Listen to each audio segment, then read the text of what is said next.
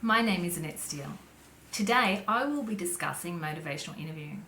I will be defining what motivational interviewing is, explaining the underlying spirit and guiding principles of motivational interviewing, and looking at how motivational interviewing can facilitate individuals to move out of sedentary lifestyle patterns and into lifelong physical activity and exercise behaviour patterns to improve their health and well-being.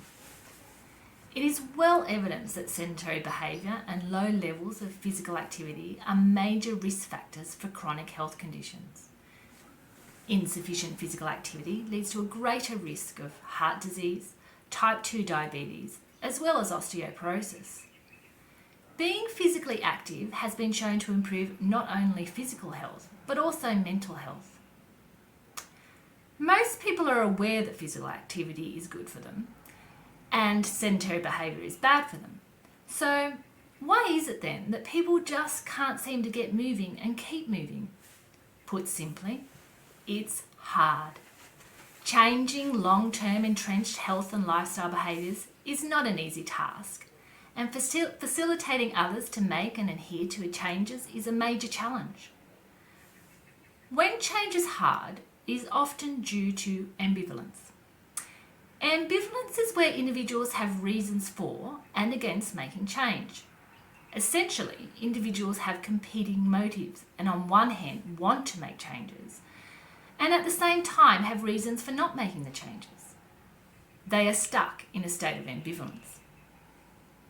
One example of ambivalence in the context of exercise is the person that on the one hand wants to exercise to help lose weight, but on the other hand sees exercise as taking away from valued family time. So, what can we do? How can we help others to move past ambivalence, set goals, and make changes that lead a more active and healthy life? Well, one way we can help is by using motivational interviewing. Motivational interviewing is an evidence-based, person-centered counselling technique used to evoke motivation, resolve states of ambivalence, and facilitate people to move towards making positive health and lifestyle decisions, including initiating and maintaining increased engagement in physical activity and exercise.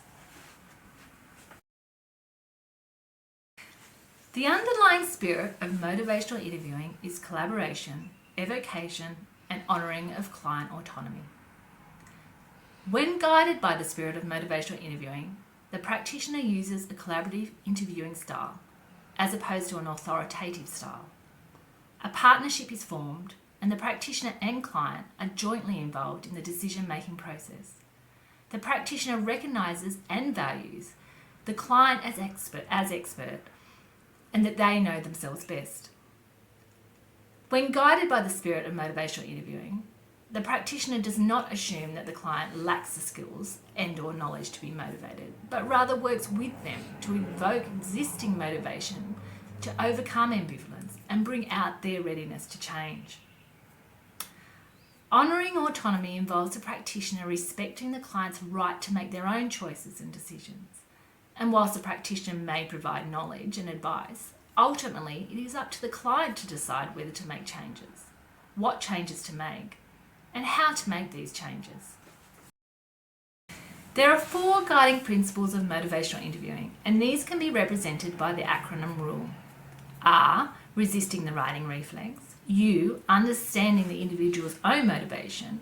L, listen with empathy. And E, empower the client to make their own choices. The writing reflex refers to when practitioners take an authoritative stance and enact on that often present automatic inclination to correct the client and inform the client of what they need to do. This approach will more than likely result in the opposite of the desired outcome and create pushback from clients. People typically resist controlling persuasion, especially when they are in a state of ambivalence. To effectively facilitate change, it is important to avoid the expert role and resist the writing reflex. Understanding the individual's own motivation is extremely important because it is their motivation, their reasons, not anybody else's, that will ultimately move them towards behaviour change. Listening with empathy involves being with the client, listening non-judgmentally, Listening with empathy allows you to gain a deeper appreciation of the client's situation and an understanding of the client's perceived pros and cons for change. And this provides insight to potential barriers to change. A good rule of thumb for motivational interviewing is equal amounts listening and talking. Empowering the client involves using a collaborative approach, ensuring that the client is involved and has a sense of control and ownership over their own goals and how these goals will be achieved. Autonomy supportive environments where clients are actively involved in devising their own goals increases self-determination and in turn increases motivation, facilitating behaviour change and adherence. There is increasing evidence for the effectiveness of motivational interviewing for creating positive behaviour change. Motivational interviewing, directed by the underlying spirit and guiding principles, provides a positive approach to helping others activate their internal motivation, move beyond ambivalence, and identify, initiate, and maintain exercise and physical activity goals. So, what are we waiting for? Let's get moving. Thank you for listening.